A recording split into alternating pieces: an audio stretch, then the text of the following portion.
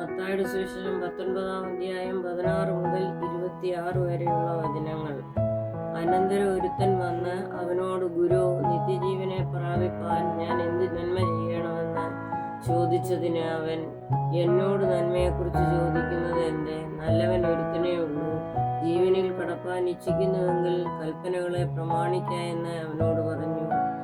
ഏവ എന്ന് അവൻ ചോദിച്ചതിന് യേശു, കൊല ചെയ്യരുത്, വ്യഭിചാരം ചെയ്യരുത്, മോഷ്ടിക്കരുത്, കള്ളസാക്ഷ്യം പറയരുത്, അപ്പനെയും അമ്മയെയും ബഹുമാനിക്കുക, കൂട്ടുകാരനെ നിന്നെപ്പോലെ തന്നെ സ്നേഹിക്കുക എന്നിവ തന്നെ എന്ന് പറഞ്ഞു.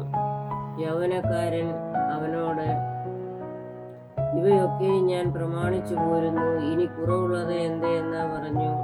യേശു അവനോട്, സൽഗുണപൂർണനാകുവാൻ ഇച്ഛിക്കുന്നുവെങ്കിൽ നീ ചെന്ന് നിനക്കുള്ളത് വിറ്റ് ദരിദ്രന്മാർക്ക് കൊടുക്ക, എന്നാൽ സ്വർഗത്തിൽ നിനക്ക് നിക്ഷേപം ഉണ്ടാവും. പിന്നെ വന്ന് എന്നെ അനുഗമിക്ക എന്ന് പറഞ്ഞു. യൗവനക്കാരൻ വളരെ സമ്പത്തുള്ളവനാകയാൽ ഈ വചനം കേട്ടിട്ട് ദുഃഖിച്ചു പോയി കളഞ്ഞു.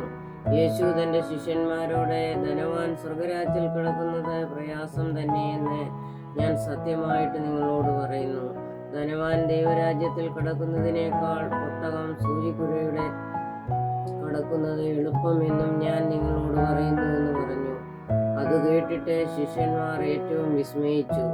എന്നാൽ രക്ഷിക്കപ്പെടുവാൻ ആർക്ക് കഴിയുമെന്ന് പറഞ്ഞു. യേശു അവരെ നോക്കി, അത് മനുഷ്യർക്ക് അസാധ്യമെങ്കിലും ദൈവത്തിന് സകലവും സാധ്യമെന്ന് പറഞ്ഞു. ബാരക്കുമോർ.